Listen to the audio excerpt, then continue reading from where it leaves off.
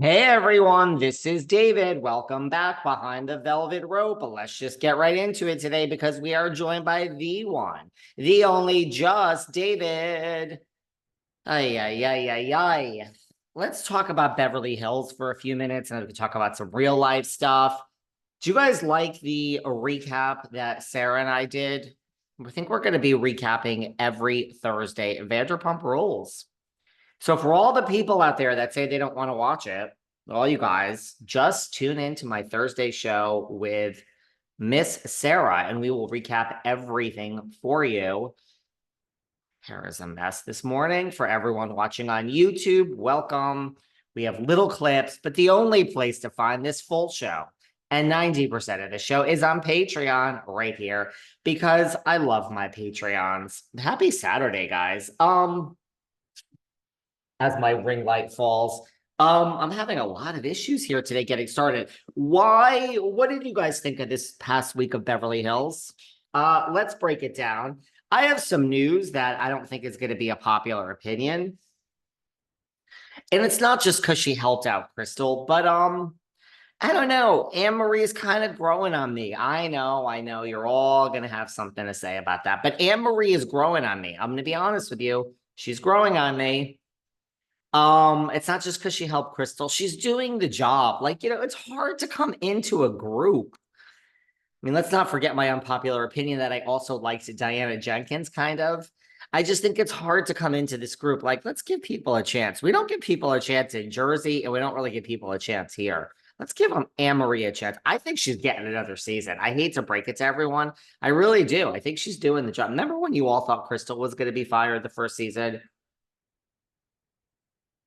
But Crystal, she needs attention. She's going to this hospital in a foreign country, and Marie steps up.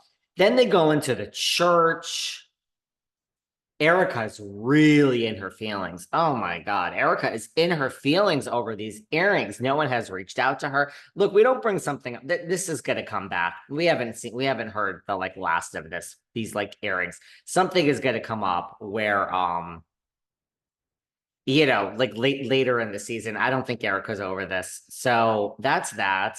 Sutton and Kyle bond over Sutton's father and Kyle's friend, Lorraine. It's nice to see.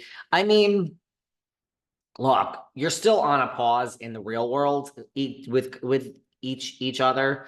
So these are just all fake friends. And that is why I love Vanderpump so much. I mean, I maybe love is a strong word, but we have all the OGs. We have all the OGs, and I'm counting James and Lala because they've been there for how many seasons now? It just feels like, can you imagine if we didn't fire Housewives and if we really were got to know these people? Do you know what I mean? I think we fire Housewives too soon sometimes. I don't know. The fact that these are all OGs in Vanderpump, I like it. So I don't know, Kyle. I don't know, Sutton. You guys don't really have anything to do in the real world. That's that. Hermes, Kyle was looking for Hermes. That's the center of town. I think Hermes is such an overrated brand. I'm getting lost in the weeds here early on this Patreon episode. I think Hermes is such an overrated brand. We meet the chef's father, and Garcelle is in love. That would be hot. She wants to have sex with the father. Yeah, he's not bad. The son ain't bad either. They're both kind of cool. Erika comes out of the closet and says, she screams daddy when she's getting a good girl. I hear ya. You guys are liking Erika this season. You guys are. You slipped into my DMs. You tell me how much I post. I did a post a few weeks ago on Instagram. Are we liking Erika this season? This post gets hundreds and hundreds and hundreds of comments. I think there's 1,000 comments there. Out of all the posts and things I talked about, this sparked such a debate. Lots of you like her. Then we get into Garcelle and Dorit. I don't know. Is this an interesting season at Beverly Hills? It's not bad, but man, it's a little boring, right? Is anyone else bored? I just don't think anything is happening. And I've said this before recently. If they didn't have all the money and this were like Potomac or the OC, I would be slamming it. Here I am slamming this scene on the boat and the hacienda, whatever the hell you want to call it, with Emily and Gina and Shannon last season on the OC. And I'm like, oh, God, what are we watching? I trash RHOA as the worst of the year. And here I am, just because they have so much money and they're on a shopping spree, I'm giving a pass to Beverly Hills. When you really break it down, it is kind of a boring season. Don't you think? I think it's, in a way, I'm going to say this, and this is actually kind of a very unpopular opinion. Like, I don't know, maybe I'm just changing and I'm just getting over it all, but like, I miss Lisa Rinna more than I missed LVP, more than I missed Bethany, more than I miss Nene. Like, I don't know. So maybe I'm just different. Like, I have to say, I'm not saying Lisa is a better housewife than those legends. I'm just saying, for some reason, I was always of the school of thought that the show must go on and the sum of the whole is greater than its parts. And so New York was great for me without Bethany. Beverly Hills was great without Lisa. RHOA, I mean, now I don't like it, but I liked it for years without Nene. So I don't know. There's something, I don't know. I can't put my finger on it. It's a different show without Lisa. I'm happy she's not there. It is refreshing. But at the same time, I'm like, man, something's got to happen here. So look, not every season could be great, right?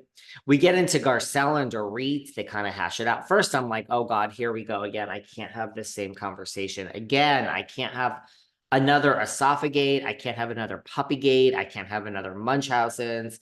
But we didn't focus on it. That Dorit, man, you can call her a liar. You can say you're lying about your home invasion. You're a fucking liar. That doesn't upset her. Your marriage is in trouble. You and PK, she was able to focus on that. But man, call this girl a Karen, and she is mad. She can't get over that being called a Karen by Garcelle. Dorit, baby.